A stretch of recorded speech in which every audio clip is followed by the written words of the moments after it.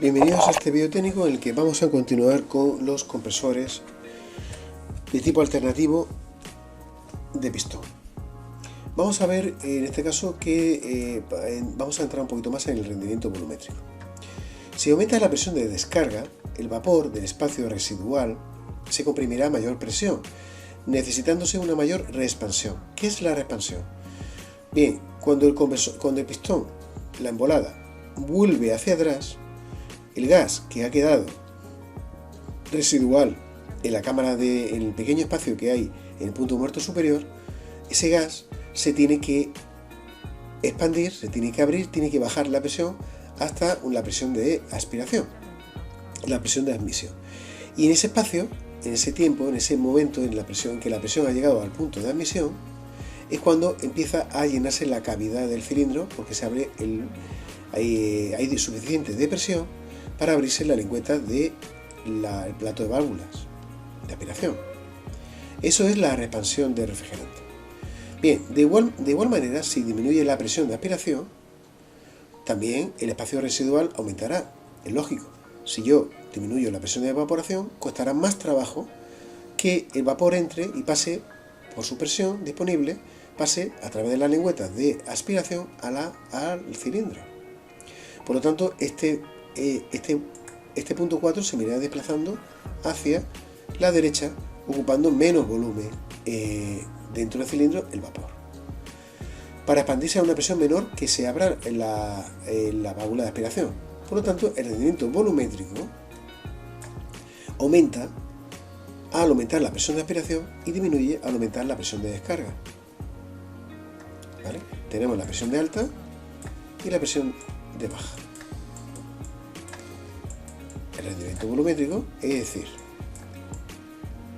la relación entre el volumen total de este cilindro, ¿vale? El interior de este cilindro, entre el punto muerto superior y el punto muerto, entre el punto muerto superior y el punto muerto inferior, y el volumen de refrigerante realmente que entra dentro de nuestro cilindro y que va a ser comprimido. ¿Vale? El resto son pérdidas volumétricas, por lo tanto ahí interviene el rendimiento volumétrico y depende de las condiciones de presión de alta y de baja. Si aumenta la presión de alta, el rendimiento volumétrico baja. Si disminuye la presión de baja, el rendimiento volumétrico baja también. Solamente mejora en el caso contrario, cuando disminuye la presión de descarga o aumenta la presión de baja. En pocas palabras, cuando disminuye la tasa de compresión. Ahora lo vamos a ver en fórmulas. ¿Vale? Si disminuye la tasa de compresión, si la tasa de compresión es pequeña, el rendimiento volumétrico aumenta.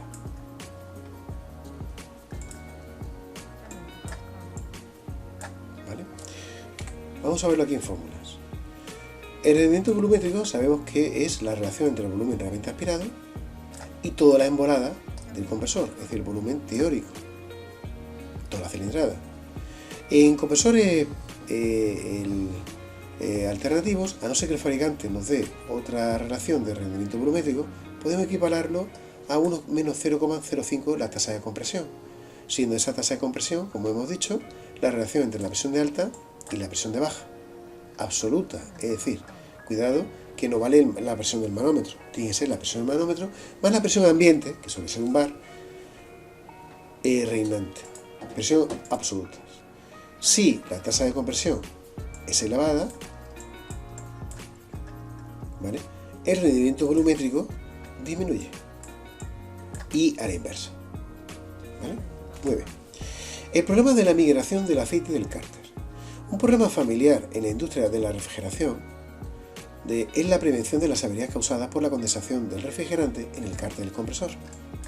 Tal y como se conoce generalmente, la absorción de refrigerante por el aceite da lugar a una mezcla que produce una cantidad considerable de espuma debido a la reducción de presión que experimenta al arrancar el compresor.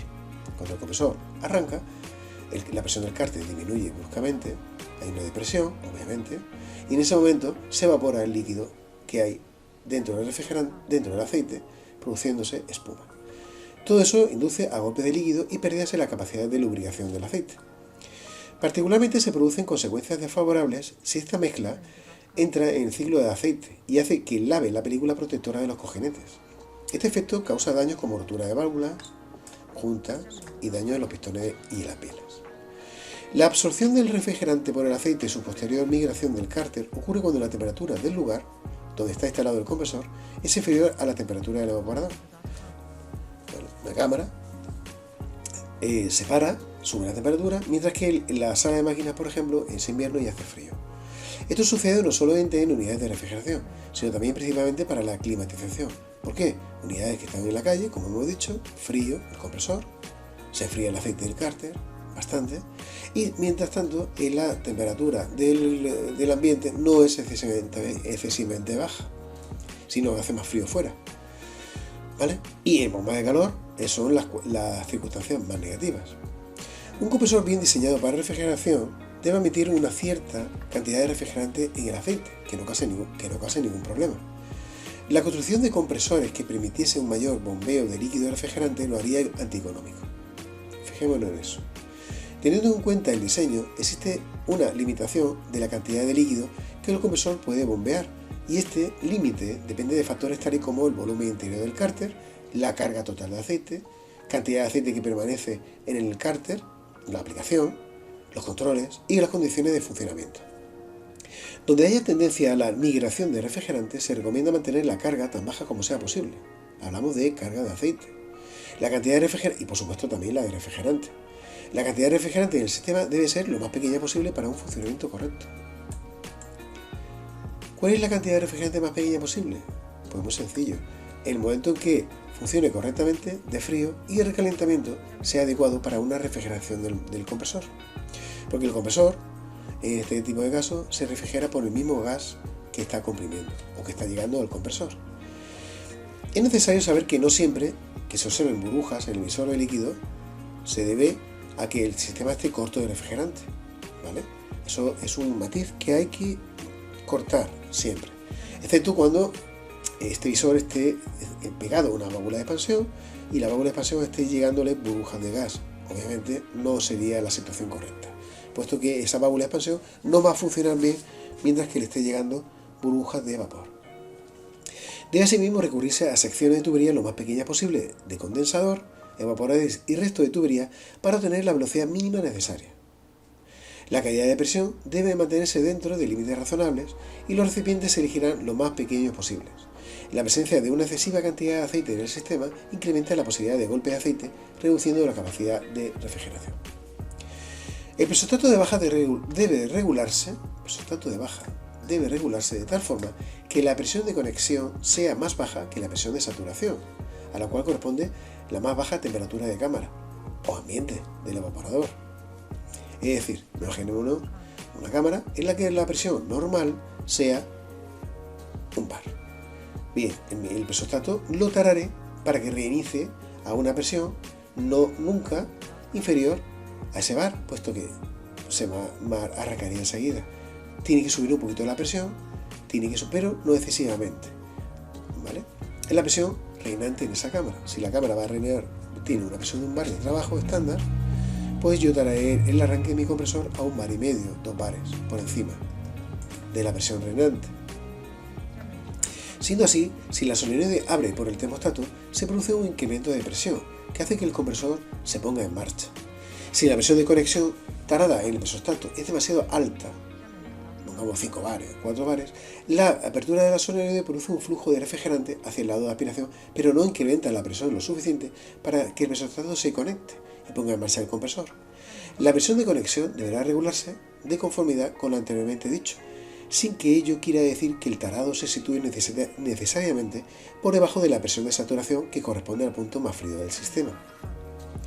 Un tarado demasiado bajo del presostato produciría espuma en el aceite, es decir, que el compresor pare a 0,2 bares antes de llegar a vacío. Si el periodo es muy largo, en caso de circuitos donde a pesar de utilizar el ciclo de vacío permanece parado durante largos periodos de tiempo, lo que sucede en unidades de aire acondicionado, pueden presentarse dificultades a poner nuevamente en marcha la instalación.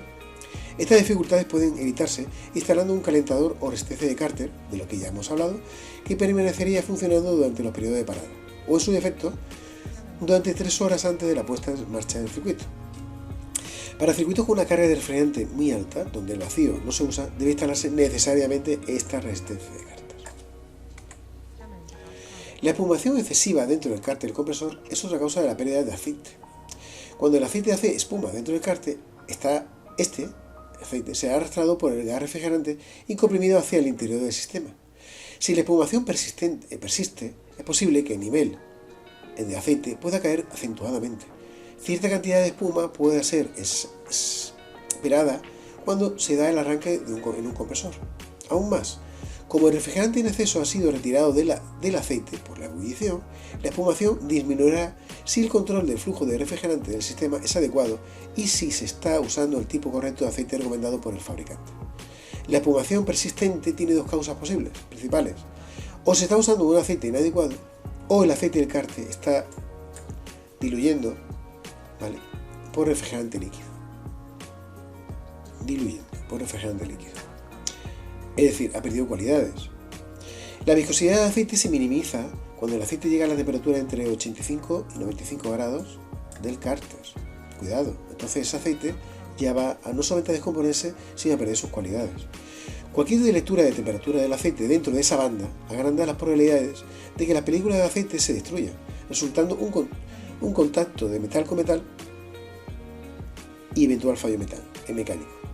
La temperatura de descarga, por otro lado, no debe exceder nunca de 125 grados, ya que si no, la temperatura en el aire del cilindro del compresor puede estar aproximadamente a un punto que pueda ser perjudicial para este, ¿vale? 125 grados puede llegar el aceite a estar muy caliente, a 90 grados, y entonces ya dar este tipo de problemas. Bien, eso es todo para este vídeo. Muchas gracias por vuestra atención. Recordad que si tenéis alguna cuestión sobre algún tema, pues no dudéis en consultarla, que la intentaremos resolver lo antes posible. Así pues, también os agradecería mucho que compartierais este vídeo y por supuesto nos vemos en el siguiente. Hasta pronto.